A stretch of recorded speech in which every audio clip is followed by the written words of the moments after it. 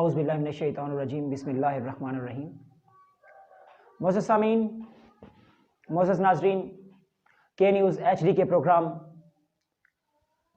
تلاش کے ساتھ میں ہوں محمد رضوان عاجز۔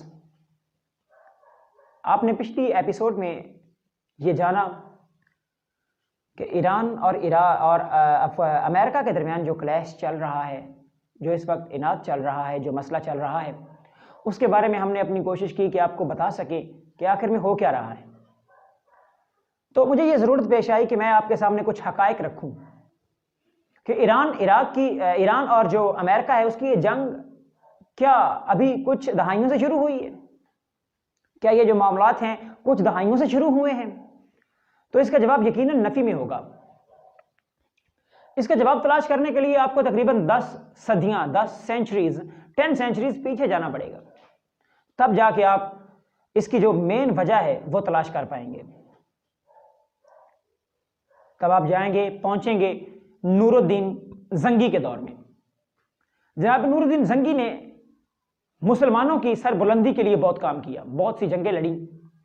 تب پوری دنیا کے جو صلیبی ہیں وہ مسلمانوں کے خلاف برسر پیکار تھے، اور مسلمان ان سے جو قبلہ اول ہے مسلمانوں کا وہ چھیننا حاصل کرنا چاہتے تھے۔ وہ قابض تھے۔ حضرت عمر فاروق رضی اللہ تعالی عنہ کے دور میں مسلمانوں نے اسے حاصل کیا تھا، قبلہ اول کو حاصل کیا تھا، لیکن بعد میں انگریزوں نے، عیسائیوں نے دوبارہ اس پر قبضہ کر لیا، اور انہوں نے اپنا فرض سمجھ لیا مسلمانوں کے خلاف صلیبی جنگوں کا آغاز کر دیا فرض سمجھ کر۔ اور وہ جنگیں 10ویں صدی، 11ویں صدی عیسوی، 12ویں صدی عیسوی، 13ویں صدی عیسوی تک لڑی جاتی رہیں، اور ان صلیبیوں کو شکست کا سامنا کرنا پڑا۔ اور اگر تھوڑا سا اس سے ہی پیچھے جائیں تو 2 عظیم سلطنتیں موجود تھیں پوری دنیا میں، جن میں ایک کا نام روم تھا اور ایک کا نام فارس تھا۔ روم اور فارس کی جنگ تو ایسے ہی چلتی رہے گی، اور یہ ہو سکتا ہے آئندہ جو آنے والا وقت ہے تب بھی چلتی رہے۔ جو عرب تھے وہ تب بھی ایک مہرہ تھے، عرب آج بھی ایک مہرہ ہیں۔ عرب تب بھی طاقتور کے ساتھ ہوتے تھے، عرب آج بھی طاقتور کے ساتھ ہوتے جائیں گے۔ لیکن یہاں پہ جو میں مینشن کرنا چاہوں گا، جو بتانا چاہتا ہوں آپ کو، وہ یہ کہ یہ جنگیں ہیں جو امریکہ اور ایران کے درمیان لڑی جا رہی ہے، وہ جسٹ امریکہ اور ایران کے درمیان جنگ نہیں لڑی جا رہی، بلکہ یہ ایک اسی صلیبی جنگ کی کڑی ہے۔ امریکہ یہ چاہتا ہے کہ وہ مسلمانوں کو جتنا زیادہ ہو سکے نقصان پہنچائے، اور خود منظر عام سے پیچھے رہ کے، اور وہ اس چال میں کافی حد تک کامیاب بھی رہا ہے۔ آپ دیکھ لیں کہ مسلم کنٹریز جتنی بھی ہیں وہ آپسی جو انتشار ہیں، ان کے آپسی جو لڑائیاں ہیں، آپس میں ہی لڑ رہے ہیں۔ آپ شام کی حالت دیکھیں، شام میں کون لڑ رہے ہیں؟ حکومت کے خلاف جو باقی لڑ رہے ہیں وہ کون ہے؟ وہ مسلمان ہیں۔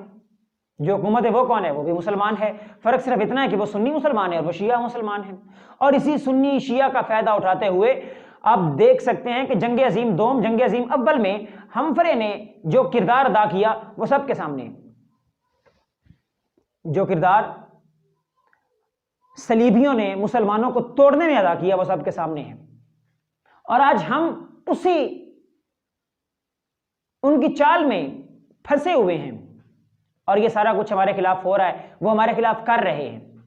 امریکہ آج بھی جو لڑائی کر رہا ہے ایران کے ساتھ، وہ لڑائی اس کی صرف جسٹ ایران کے خلاف نہیں ہے، وہ ہمارے جو مسلم کنٹریز ہیں، جن میں گولف کنٹریز لازماً طور پر شامل ہیں، ان سب کو یہ سمجھنا ہوگا کہ یہ جنگ صرف ایران کے خلاف ان کی نہیں ہے، نہ ہی وہ مسلمان کا کبھی دوست ہو سکتا ہے، نہ اس کا مسلمان کے ساتھ کوئی تعلق ہے۔ اس کا تعلق ہے تو صرف لڑائی کا تعلق ہے، جنگ کا تعلق ہے۔ صلیب اور اسلام کی آپس میں جنگ جو ہے یہ تا قیامت جاری رہے گی، اور اس میں آپ دیکھ سکتے ہیں کہ اس نے کیا کردار ادا کیا۔ فلسطین ہم سے چھینا، یہ امریکہ کی شے پہ چھینا گیا۔ اسرائیل وہاں پہ آباد ہوا، یہودی وہاں پہ آباد ہوئے، امریکہ کی شے پہ آباد ہوئے، لیکن اس کے باوجود ہمارے کچھ بھائیوں نے، عرب ممالک نے خاص طور پر امریکہ کے ساتھ محبت اور دوستی کی پینگیں بڑھائیں۔ افغانستان کے ساتھ جو حشر کیا گیا وہ انہوں نے کیا، امریکنز نے کیا، ہم اس کو ہم بھول چکے ہیں۔ یمن میں جو خانہ جنگی اس وقت جاری ہے وہ یقینی طور پر امریکنز جو ہیں اور جو یہ طاغوتی قوتیں ہیں، باطل قوتیں ہیں، ان کی وجہ سے ہی وہاں پہ جو خانہ جنگی کا اس وقت ماحول ہے، سما ہے، وہ انہی کی وجہ سے ہے۔ عراق کی آپ صورتحال دیکھیں تو عراق میں جو اتنا ظلم و بربریت کے پہاڑ توڑے گئے عراقیوں کے اوپر، وہ امریکنز کی جانب سے توڑے گئے۔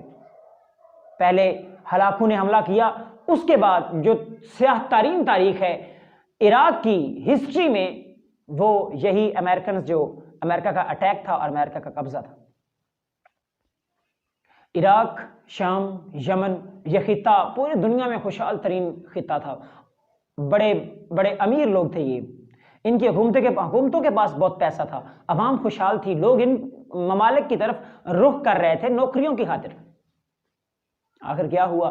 2011 آیا اور شام کو خانہ جنگی میں دھکیل دیا، ایسی آگ میں دھکیل دیا کہ شام اس سے نکل ہی نہیں پا رہا۔ یمن کو ایسی آگ میں دھکیل دیا کہ یمن اس آگ سے اب نکل نہیں پا رہا۔ پہلے اسی امریکہ نے ایرانی جو جہاز ہیں ان کے اوپر اٹیک کیا اور الزام لگایا سعودی عرب پہ، تاکہ سعودی عرب اور ایران آپس میں لڑ پڑے، اور پھر سعودی عرب کے جو وہ ارامکو کمپنی تھی اس کے اوپر اٹیک کیا اور نام دیا اس اٹیک کو ایران کا، تاکہ ایران اور سعودی عرب آپس میں لڑ پڑے۔ آپ تاریخ میں جھانک کے دیکھیں تو آپ یہ جان جائیں گے کہ کہاں کہاں پر کس طریقے سے انہوں نے مسلمانوں کو نقصان پہنچانے کی کوشش کی۔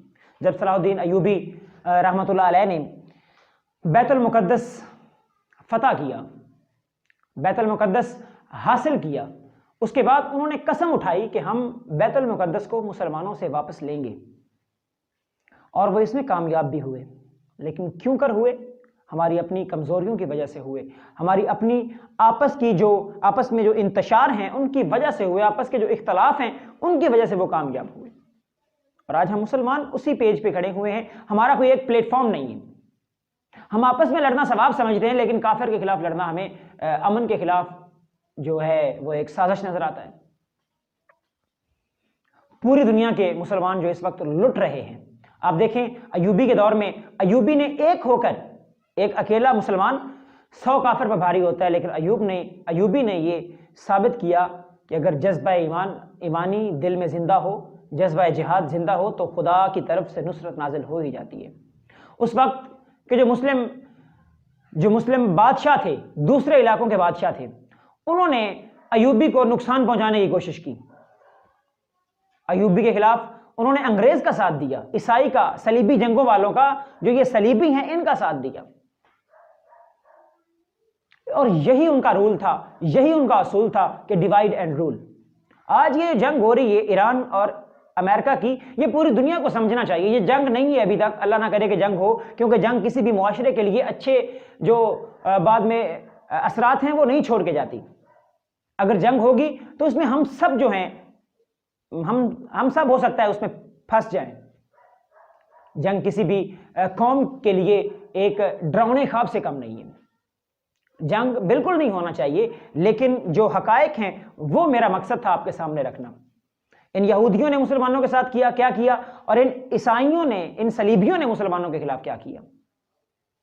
اگر ہم یہ بات مسلمان سمجھ جائیں، ہمارے ذہن میں یہ بات بیٹھ جائے کہ صلیبی جنگیں کیا تھیں، صلیبی جنگیں لڑنے والے کون تھے، کیوں لڑی گئی، ان کا مقصد کیا تھا، تو ہم آپسی جنگیں بھول کر، میں نے کل بھی یہ بات کی تھی کہ جب کافر کی گولی چلتی ہے، دشمن کی گولی چلتی ہے، تو وہ یہ نہیں دیکھتی کہ جس سینے پہ لگ رہی ہے وہ ایک شیعہ کا ہے، سنی کا ہے، وہابی کا ہے، دیوبندی کا ہے، اہل حدیث کا ہے، جس فرقے کا بھی ہے، ان کے سامنے صرف مسلمان کا سینہ ہوتا ہے، اور وہ مسلمان کے سینے کو چھل نہیں کرتے۔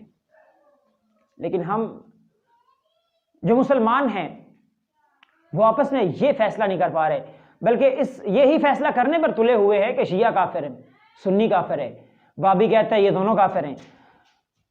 بات یہ نہیں ہے، ہم مسلمان ہیں، ہمارا ایمان ہے کہ اللہ تعالیٰ ایک ہے، کوئی اس کے علاوہ معبود نہیں، اس کے علاوہ کوئی عبادت کے لائق نہیں، ہم اس کے بندے ہیں،